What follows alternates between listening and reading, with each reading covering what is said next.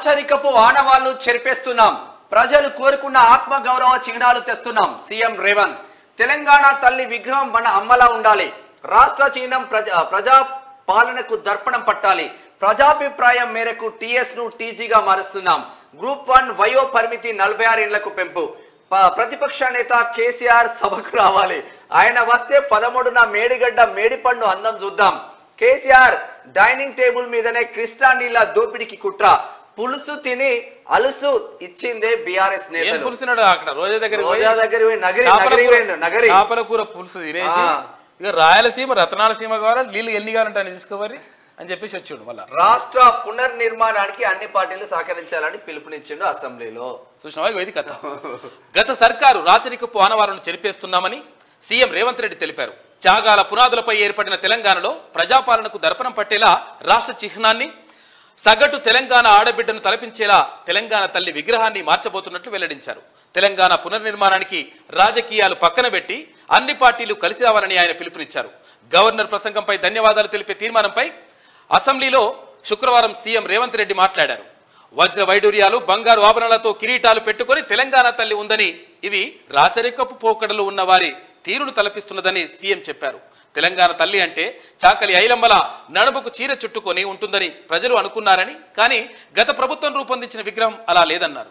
తెలంగాణ తల్లి అంటే మన అమ్మలాగా ఆ దర్పం కనిపించేలా మార్చాలనే నిర్ణయం తీసుకున్నట్లు సీఎం తెలిపారు.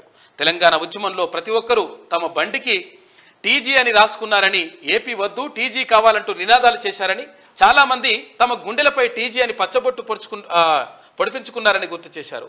రాష్ట్రం ఏర్పాటు సమయంలో కేంద్రం కూడా టీజీ అనే నోటిఫై చేసిందన్నారు. కానీ గత టీఆర్ఎస్ సర్కారు స్వలాభం కోసం టీజీని టీఎస్గా మార్చిందని విమర్శించారు.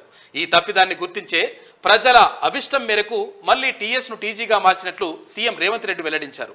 కాంగ్రెస్ సర్కార్ చేస్తున్న మంచి పనులను స్వాగతించాల్సింది పోయి విమర్శించడం బాధాకరమని చెప్పారు సీఎం రేవంత్ రెడ్డి అంటూ ఒక వార్త కనిపిస్తా ఉంది.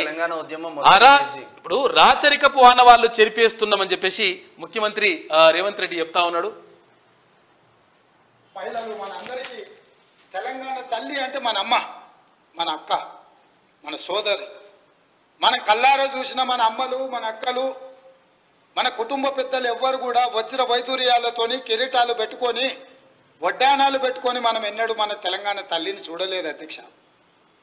కొంతమంది రాజులు, రాచరిక పోకడులు ఉన్న వాళ్ళు గడీలలో ఉన్న పెత్తందారులు ఏమైనా కిరీటాలు పెట్టుకున్నారేమో, భుజకీర్తులు పెట్టుకున్నారేమో, నడుములకు వడ్డానాలు పెట్టుకున్నారేమో మాకు తెలియదు. కానీ మా అమ్మలు నడుము బిగించి కొంగు చాకలి ఐలమ్మలాగా పోరాటాలు చేసిన స్ఫూర్తి ఈ గడ్డ మీద ఉన్నది. చాకలి ఐలమ్మ స్ఫూర్తిగా తెలంగాణ తల్లి ఉంటుందని మేము అనుకున్నాం. తెలంగాణ తల్లి అంటే ధీశాలి పోరాట యోధురాలుగా ఉంటుంది. లేకపోతే దర్పం ఉట్టిపడే, కళ్ళల్లో కాంతి, ముఖంలో వర్చస్సు, చూపులో ప్రేమ, ఆప్యాయత. ఒక తల్లి తన బిడ్డను ఎంత ఇష్టంగా, ఎంత ప్రేమగా చూస్తుందో ఆ విధంగా తెలంగాణ అట్లుంటది తెలంగాణ తల్లి అంటే. కానీ కాకపోతే ఏంటంటే ఈమె ఊర్లెక్కర ఉందటగా కవిత కలగానే ఉన్నది అని విమర్శలు అయితే వస్తున్నాయి. ఇక నవ్వుతున్నది ఆమె, ముసి నవ్వుతున్నా. నిజంగా గట్లనే ఉంటది, విగ్రహం కూడా గట్లనే అనిపిస్తుంది. ఏం పాడ మరి. కానీ ఇక అటువంటి విగ్రహం వద్దు, ఇక ఈ విగ్రహం కావాలని చెప్పేసి మన ముఖ్యమంత్రి చెప్తా ఉన్నారు. ఇది ఎట్లా ఉంటే